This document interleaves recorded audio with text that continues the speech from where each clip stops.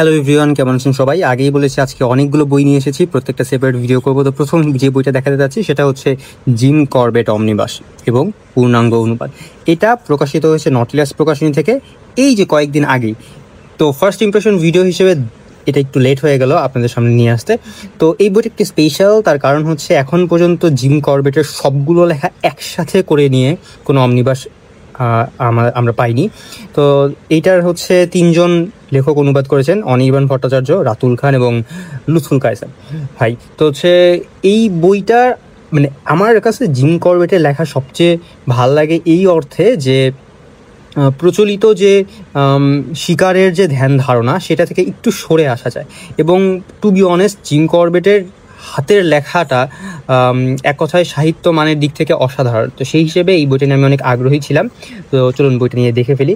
সবার ফার্স্টে যেটা দেখাবো সেটা হচ্ছে এই বইটার বেশ মোটা একটা বই, অনেক বড় সড়ো এক সাইজের একটা বই।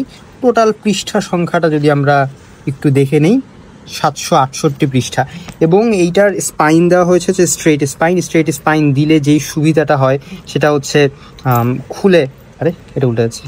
খুলে পড়তে একটু ইজি হয়। যেমন ধরেন এই যে আমি হচ্ছে একেবারে মাঝখানে বরাবর ভাঁজ করে এরকমভাবে রেখে দিলে এটা অনায়াসে থাকছে। এরকমভাবে রেখে দিলে হচ্ছে কোনো হয় না, অসুবিধা হয় না। সেই দিক থেকে আমার কাছে মনে হচ্ছে যে না, বাইন্ডিং কোয়ালিটিটা ভালো আছে। এর পাশাপাশি যদি পৃষ্ঠাগুলো একটু প্রিন্টের কোয়ালিটিটা যদি একটু দেখে নিই, প্রিন্টের কোয়ালিটি ভালো। এবং এটার সাথে সাথে হচ্ছে ইলাস্ট্রেশন দেওয়া আছে, ইলাস্ট্রেশনও ভালো। ইলাস্ট্রেশনে যে কালো যে জেব্রে যায় ওই রকম ব্যাপারটা নাই। সরি, বোঝা যাচ্ছে সব কিছু। তো ওভারঅল আচ্ছা, এখানে কি কি লেখা আছে সেটা যদি একটু দেখে দিই সূচিপত্রটা।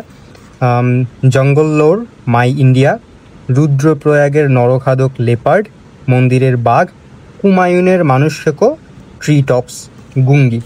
তো জঙ্গল লোর রাতুল খান অনুবাদ করেছেন। রাতুল খানের একটা বই আমার কাছে আছে, সেটা হচ্ছে হিডেন পিকচার্স, চিটকুট প্রকাশনের। ওইটা নিয়ে আমি ডিটেলস একটা রিভিউ দিব সামনে, ইনশাল্লাহ আসবে। চোখ রাখুন ব্রাউন স্টোরি টেলারে। আর এটার যদি মুদ্রিত মূল্যটা একটু দেখে নিই, মুদ্রিত মূল্য 1200 টাকা। প্রচ্ছদ করেছেন আরেফিন খান, রওনাকুর খান।